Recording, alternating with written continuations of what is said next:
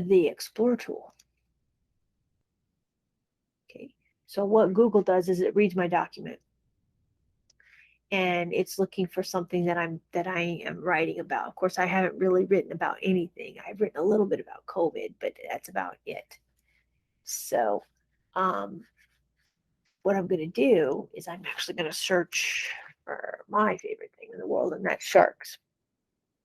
And it's going to bring up websites, and it's going to bring up anything that's on the web that has to do with sharks.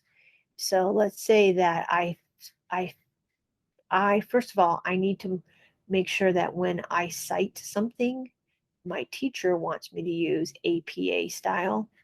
So over here where it says web results, and there's the little rainbow G, go right over here to the three dots. You have MLA, APA, and Chicago. I'm going to use APA. And if I go to this website here, which I'm going to go to, it's going to give me all kinds of great information about sharks. And let's say I use some of it. All right, so now what I'm going to do is I'm going to cite this as a footnote. So look what happened. It put a little one here because maybe this is where I wrote about it. And then right down here, it cited the website where I got this information. So no longer do I have to worry about, did I get it in APA style the way I was supposed to? That was my struggle when I was in school, to how I cited it. Now it's going to cite it for me. Now all I really need to worry about is my content. I can also look for images in the same way. Ooh, here's my most favorite image right here. I love this image, so I'm going to insert it. And there it is inside of my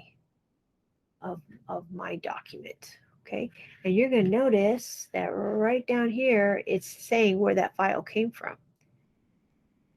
If I see this as a teacher on a document, I see this, that it has been cited properly. I know that they just didn't do a copy paste like we all have done 100 gazillion times. They've actually gone through the Explore tool and used the images properly. They found an image that was, they just didn't copy from the web somewhere.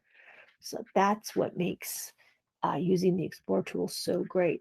Also, with the Explore tool, um, you can find some scholarly. A lot of the sites that it's going to give you are scholarly. They're not just going to be just random sites.